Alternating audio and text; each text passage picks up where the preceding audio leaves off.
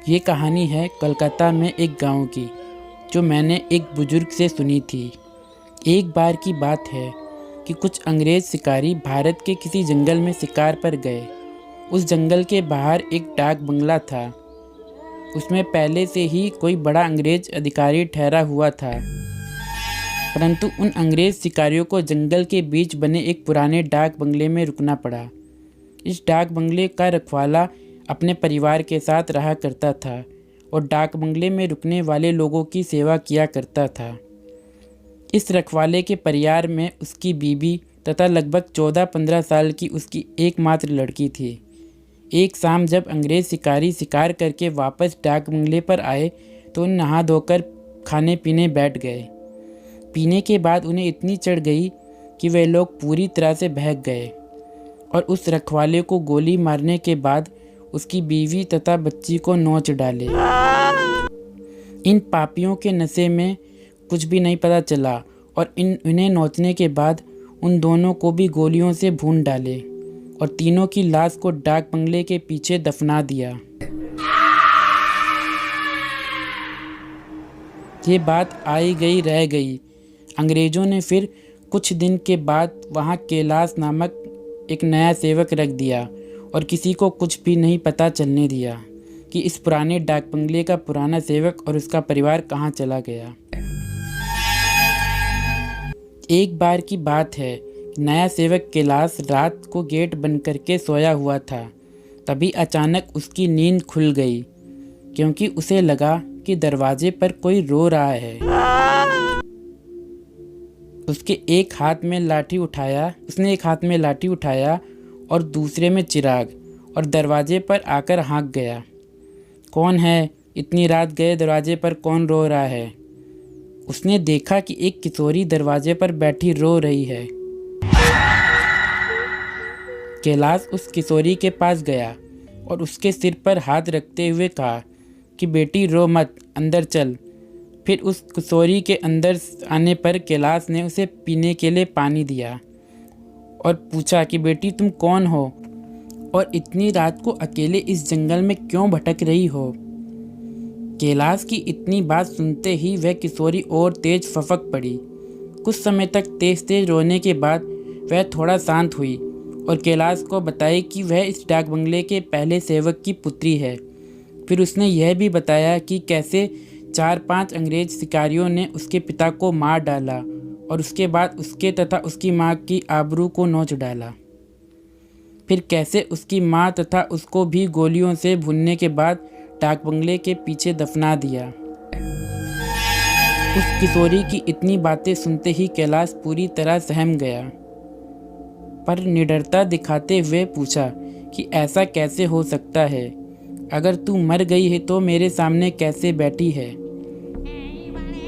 कैलाश की ये बात सुनते ही वह लड़की अचानक गायब हो गई और कैलाश कुछ समझ पाए इससे पहले ही वह उस कमरे की दीवार पर उल्टी टहलती नजर आई। कैलाश ये नज़ारा देखकर पूरी तरह से सहम गया। फिर अचानक वह लड़की आकर कैलाश के सामने बैठते हुए बोली कि काका आप डरिए मत, मैं आपका कुछ भी बुरा नहीं करूँगी। धीरे धीरे कैलाश का डर जाता रहा और उसने अपने मस्तक पर आई पसीने की बूंदों को गमछे से पोंछ लिया। फिर उसी रात को उस लड़की ने वह जगह दिखाई जहां उन तीनों को दफनाया गया था। कैलाश ने कुदाल से खोदकर उन तीनों के अस्थि पंजर को निकाला। फिर कैलाश ने उस किशोरी से वादा किया कि वह उन अंग्रेज शिकारियों के खिलाफ कोर्ट जाएगा और किशोरी को इंसाफ दिलवाकर रहेगा। कैलाश की बातें सुनकर वह किशोरी रोते हुए बोली कि काका आपको कुछ नहीं करना है, बदला तो मैं लूँगी, बस आप मेरी थोड़ी सी मदद कर दें। फिर क्या?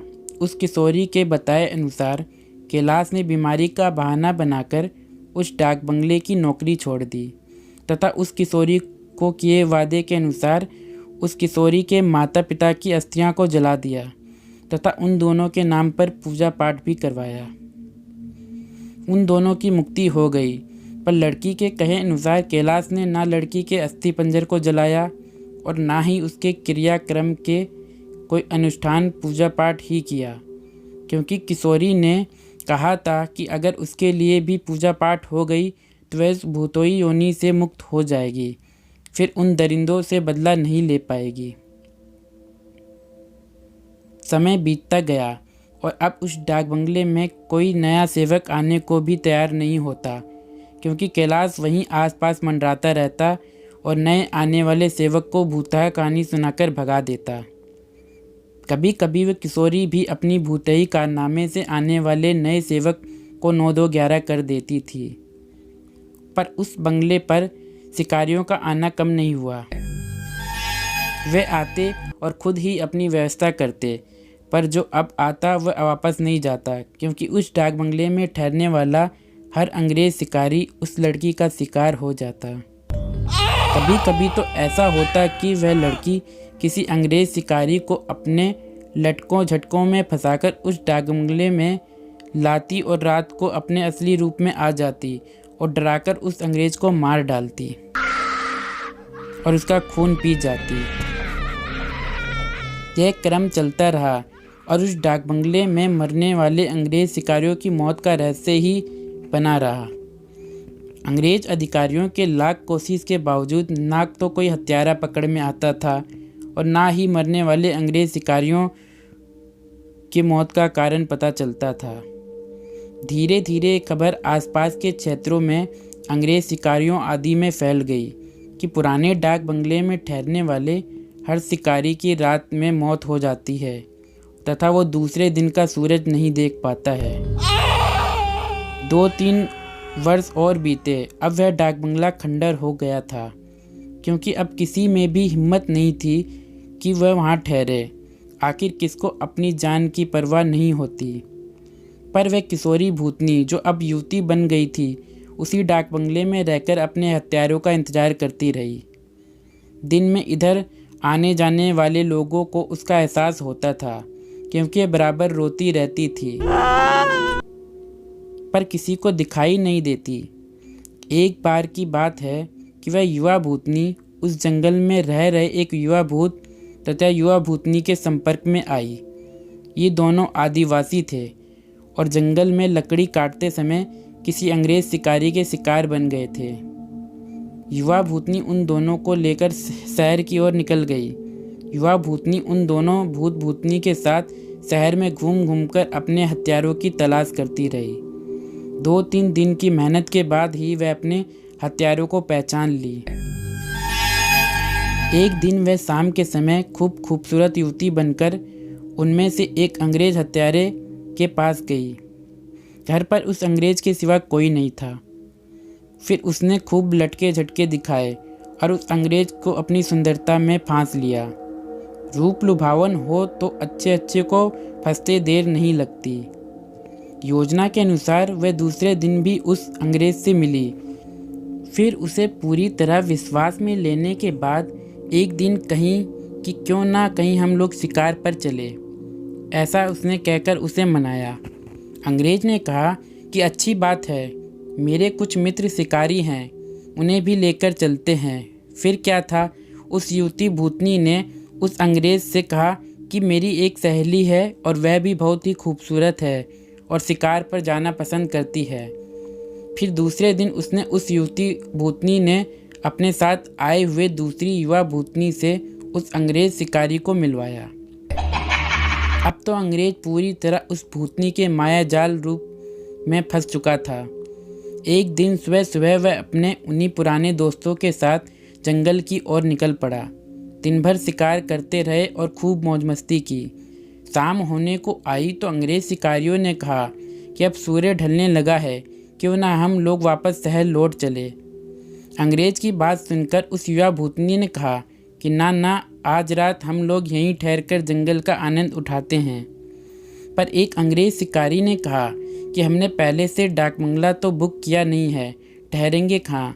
फिर क्या था, वह युवा भूतनी मुस्कुराई और बोली कि इसी जंगल में दूसरी ओर मेरे एक मित्र आदिवासी की कुटिया है, हम रात वहीं बिताएंगे और खूब मौज मस्ती करेंगे।